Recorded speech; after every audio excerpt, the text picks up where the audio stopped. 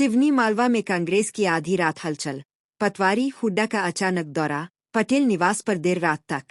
सिवनी मालवा की राजनीति शनिवार की आधी रात अचानक गर्मा उठी, जब प्रदेश कांग्रेस अध्यक्ष जीतू पटवारी और आईएनसी के वरिष्ठ नेता दीपेंद्र सिंह हुड्डा अप्रत्याशित रूप से सिवनी मालवा पहुंचे। दोनों नेता करीब रात 12 बजे सीधे स्थानीय नेता अजय पटेल के निवास पहुंचे, जहां पहले से ही बड़ी संख्या में कांग्रेस कार्यकर्ता मौजूद थे। आधी रात हुए इस दौरे ने पूरे क्षेत्र के राजनीतिक गलियारों में नई हलचल पैदा कर दी है। जैसे ही दोनों नेताओं के पहुंचने की खबर फैली, कार्यकर्ताओं में उत्साह बढ़ गया और अजय पटेल के घर पर देर रात तक राजनीतिक चर्चा का माहौल बना रहा। बैठक के दौरान प्रदेश अध्यक्ष जीतू पटवारी ने किसानों के मुद्दे पर बड़ा ऐलान करते हुए कहा कि 9 तारीख को कांग्रेस सभी सरकारी कार्यालयों का घेराव करेगी। गेहूं खरीदी की अव्यवस्थाओं को लेकर सरकार जवाब दे। उनके इस बयान से साफ है कि कांग्रेस आने वाले दिनों में किसान मुद्दों पर आक्रामक रुख अपनाने जा रही है।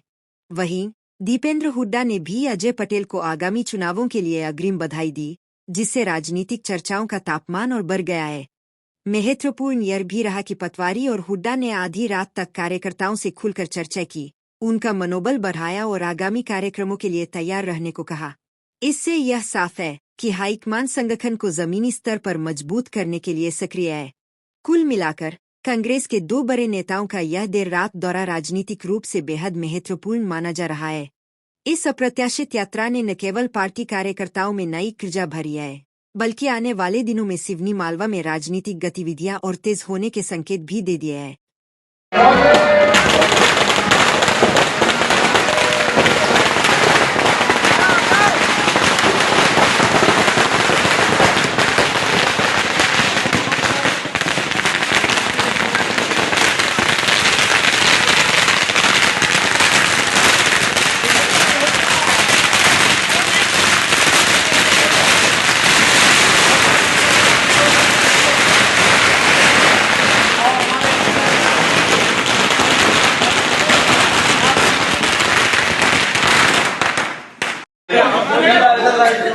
एक माला में आप समझ आएंगे। ये तो बड़ी सारी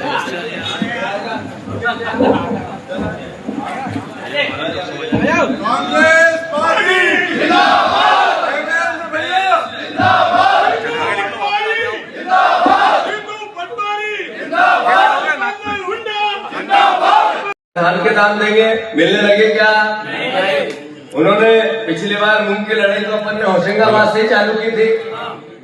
इस बार गेहूं खरीदी की 3 तारीख बढ़ा दी। क्यों?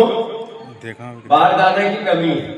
बारदाने की कमी नहीं है, भारतीय जनता पार्टी ने इस तरीके से प्रोसेसिंग की कि किसान जितना अनाज जितना गेहूं पहले बेच दे, क्योंकि इतने खरीदने की क्षमता नहीं है, तो उसका षड्यंत्र रचा जा रहा है।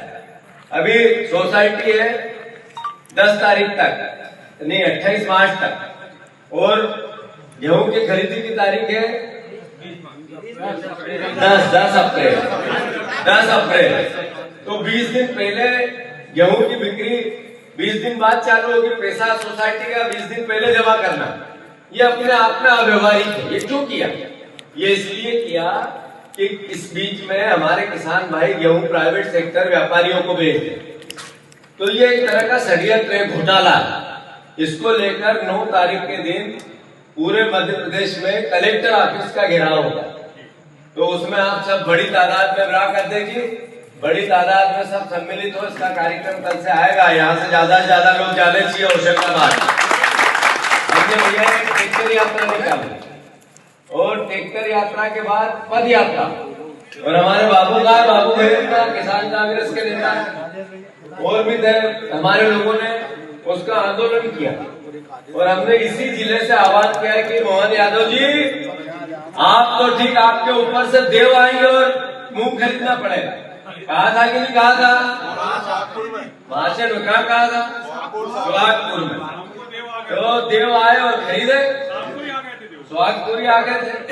ऐसे ही मैं अब फिर कह रहा हूँ कि देव आएंगे ऊपर से, और गेहूं का दाम भी देना पड़ेगा, धान का भी देना पड़ेगा, सोयाबीन का देना पड़ेगा। नहीं देंगे तो बदलाव होगा और किसानों की सरकार बनेगी, आपकी बनेगी, याद रखना है।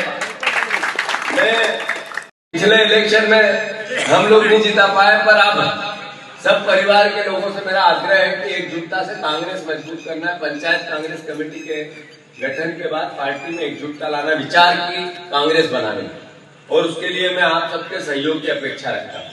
सब सीनियर हमारे परिवार के लोग हैं, उनसे भी रखता हूँ। मुझे पता है कि ये जो चुनाव हुआ था, इस चुनाव में कई तरह की बातें, अलग अलग अव्यवस्थाएं थी।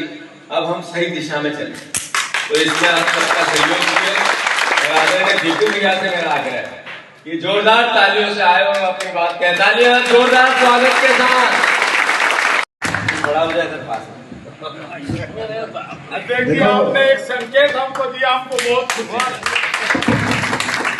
जीतू भैया के बाद बोलने के लिए तो कोई बात ऐसी बनती नहीं है, मगर एक बात मैं जरूर कहूंगा अध्यक्ष जी, एक बात आप जरूर कहूंगा। ये कह रहे थे कि दीपेंद्र जी आए और अजय ने कहा कि वो चलना है, कल सुबह 6 बजे की फ्लाइट है, भोपाल से हम दिल्ली जाएंगे असम में चुनाव के प्रचार में। तो मैंने कहा कि चल जरूर चलना है, फिर यहाँ आए। इसमें एक बात थोड़ी फर्क है, क्योंकि गाड़ी आप ड्राइव कर रहे थे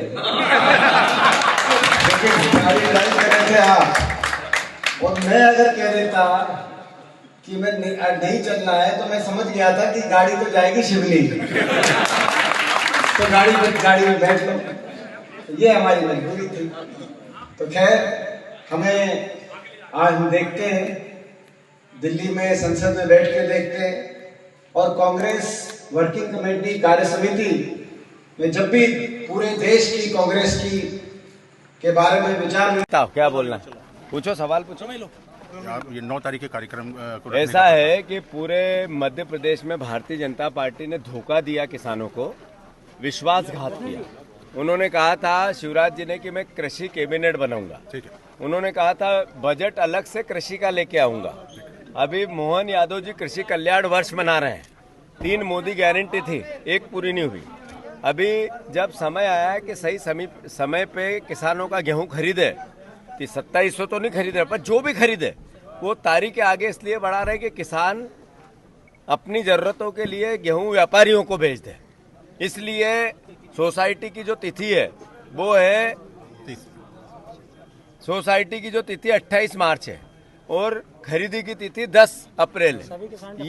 ये सभी किसान डिफाल्टर कर दिए। ये धोखा नहीं है, ये एक तरह का घोटाला है। 13% का ब्याज। हमने कांग्रेस पार्टी ने किसान भाइयों के साथ निर्णय लिया है कि 9 तारीख को हर प्रदेश का, हर जिले का कार्यालय घेरेंगे और किसानों के हक अधिकार की लड़ाई कांग्रेस पार्टी पुरजोर राहुल गांधी जी के नेतृत्व में लड़ेगी। ये बता दो, 11:30 बजे विधानसभा खोलना, इसमें आपका क्या कहना है? नहीं, ये अपने आप में क्राइम था, हमने बताया जाके। और ये मध्य प्रदेश में नहीं, देश में लोकतंत्र को समाप्त करना चाहती है बीजेपी। जिस तरीके से नरेंद्र मोदी जी ने चुनाव आयोग का उपयोग किया, विधायकों की खरीद फरोख्त पे सरकारें गिराई, वोटर लिस्ट में मैनिपुलेशन किया, SIR के माध्यम से अलग अलग दहशत बनाई, ये सब मैसेज है इस बात का कि लोकतंत्र से उनका लेना देना, सिर्फ लोकतंत्र बताना है और समाप्त करना। धन्यवाद। मध्य प्रदेश में अफसरशाही, मध्य प्रदेश में अफसरशाही सर। अरे आप जान दो जान दो आप।